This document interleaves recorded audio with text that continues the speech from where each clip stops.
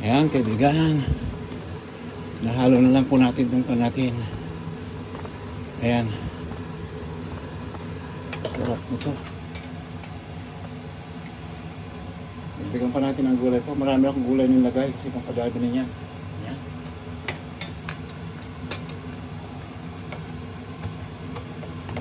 Ayan po. Nakita niyo pa, agree ba kayo naman sa ito, kaibigan? Ayan, oh. Ayan. Ayan po, kaibigan, oh. Kita niyo po, perfect pansit na po ito. Ayan. Ayan po. So, kain tayo, kaibigan. Ayan. Ganda, oh. Ayan, kaibigan, oh. Ganda-ganda ng pansit natin. Ah, di ba, kaibigan? Minsan ang pansit po is not all about yung pinakamaraming sahog o something. Basta yung meron kayong konting sahog, okay na po yun. Hindi sobrang dami kung ano na hinalo. Ito basta yung may gulay kayo na ganyan, tatlo na yan.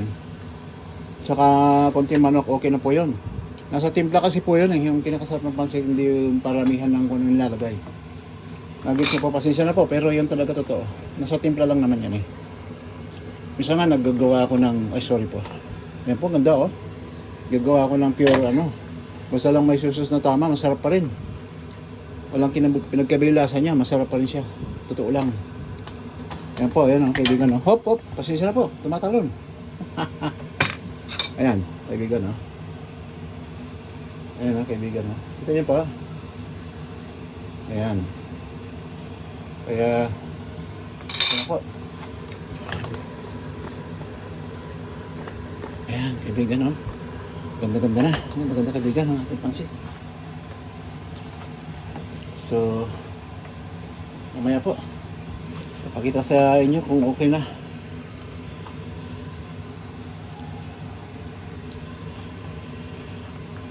Salamat sa ating lahat po, ha.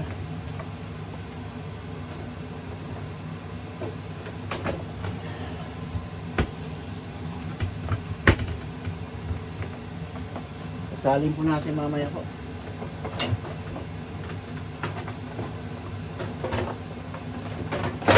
Oh, yo. Oh, sisa na po. Sisa na. Lalabas ko si yung ano po, yung lagayan ko yung pinakaanan.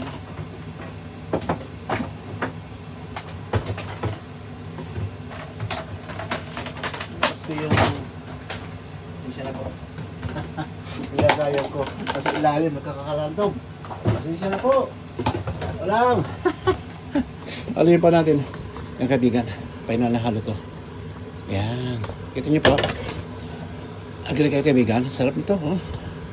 Perfect nito. Hindi napansin po. Wala kayo nakikita masyadong mamantika dyan. Kasi tama lang ilagay natin. Ayan po. Ayan po. Yun o. Maraming sahog po yan. Ayan o. Ayan. Ayan. Sarap. Maraming salamat muli sa ating lahat po ha. Kita kayo sa sunod na video po.